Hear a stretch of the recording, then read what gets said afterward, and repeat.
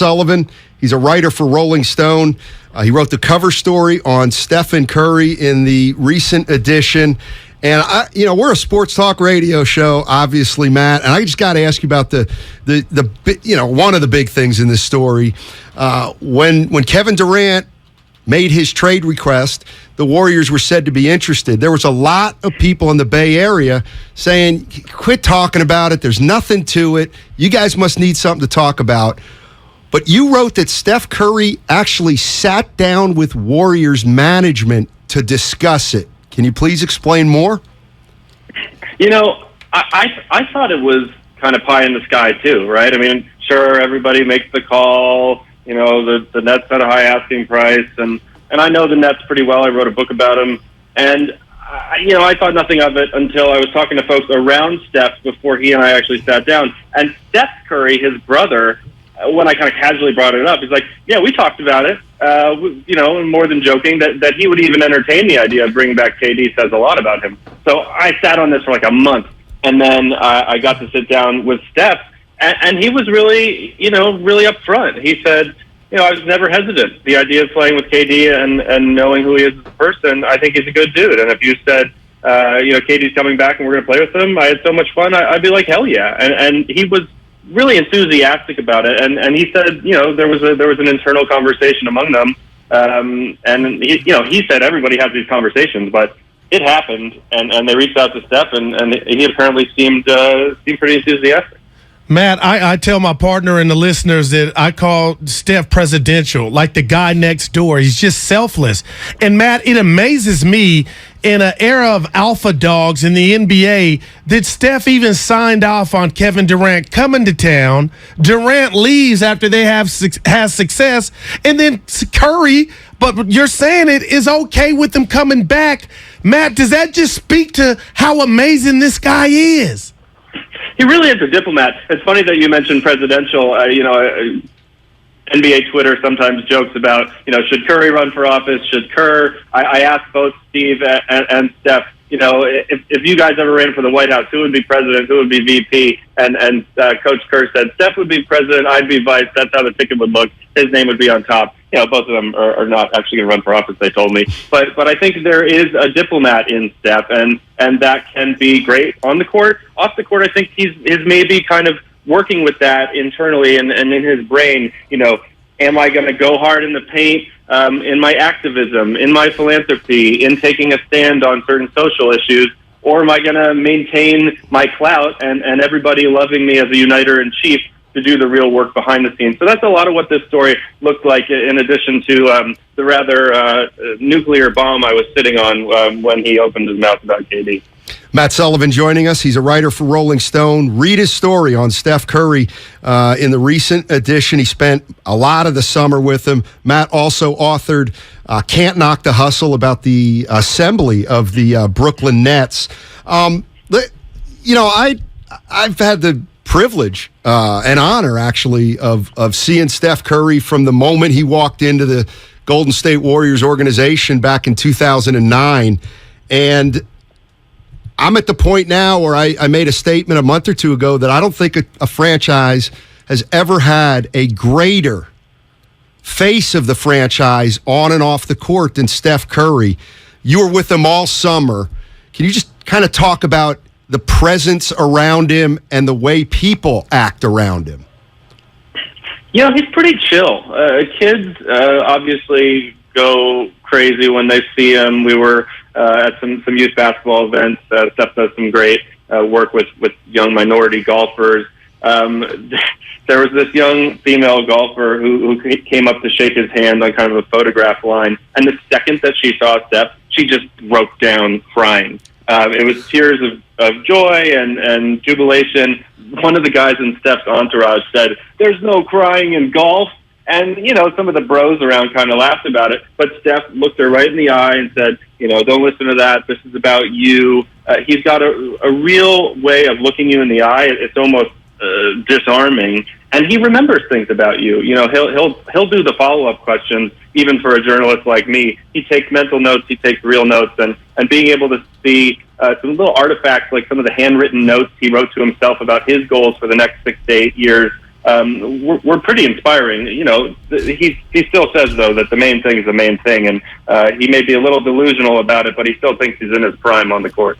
Matt, tell me what you think of this assessment, because I read the article. It was great. And I was telling my partner, you know what? LeBron James building schools, no trouble off the court.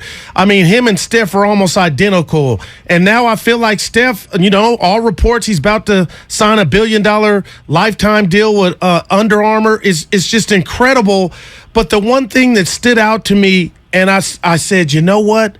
Curry, again, is not running for office, but I feel like Maddie's comfortable. For him to talk about he regrets not boycotting the 2014 playoff game against the Clippers after the whole Donald Sterling thing went down, to me, I felt like, just as a spectator and fan, he owned that moment, and I loved every minute of it because I really believe him. Can you speak to that part of the interview?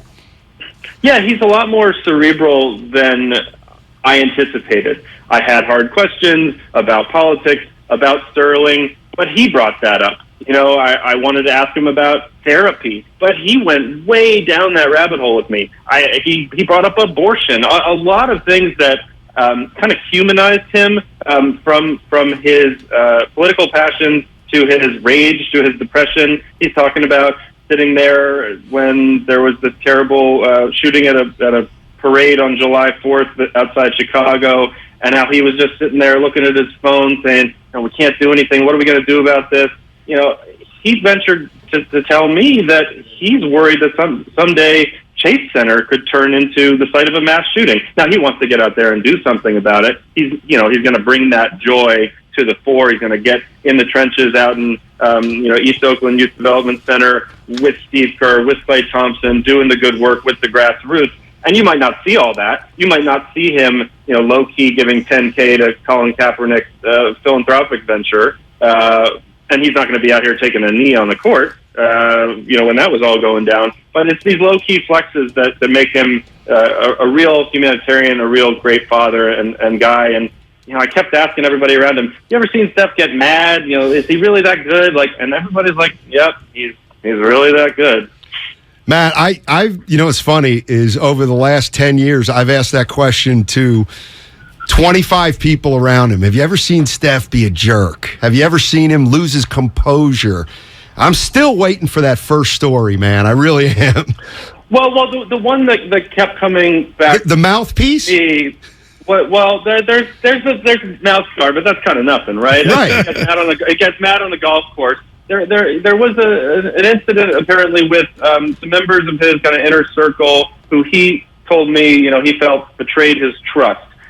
Some other folks would say maybe betrayed his finances. And Steph lost it, he said, and he kicked the basketball through his door.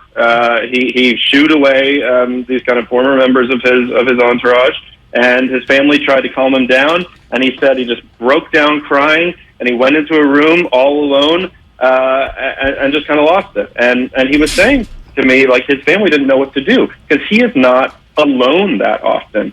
He doesn't really get to express Wardell mode, if you will, off the court like he does on the court with a turnaround three or something. So I think it's there in him. It bubbles, and as you grow older, you become more contemplative and then maybe express a little rage. But I think other than the occasional odd episode like that, and in the boardroom where he really does flex as a businessman, especially with Under Armour and the build up to this potential $1 billion lifetime deal, he's pretty cool, calm, and collected dude. Matt, let me ask you about you before we let you go here, and the courtship of getting Steph. If you don't mind, how did this all come about, and how long did it take, and when did you know? You know what? I'm about to do this thing. I'm about to pull it off and talk to the chef. Well, I've been writing about a lot of these off-the-court issues since I was a Bleacher Report and wrote this book, Can't Knock the Hustle, on the Brooklyn Nets, but also some of the ideas of power and influence across the league. And so literally the day after the Dubs won it all, the editor-in-chief of Rolling Stone says, I want to put Steph on the cover about his activism. How do we do it?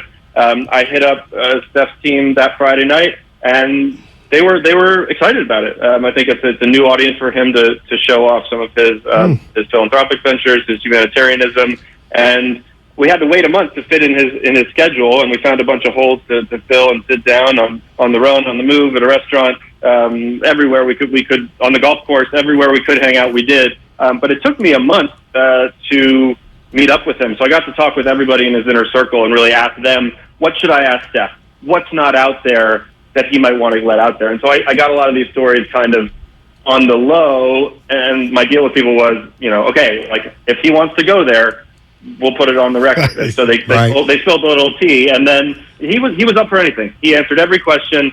He was an open book, and I think it helps you see the unvarnished side of him. Hey, Matt, thank you so much for joining us, man. We've watched Steph Curry out here for 13 years. We've seen him every day, and your story exposed a side to him, many different dimensions we haven't seen. So thank you so much for writing it, and appreciate you coming on, man. Appreciate you guys. Have a good one.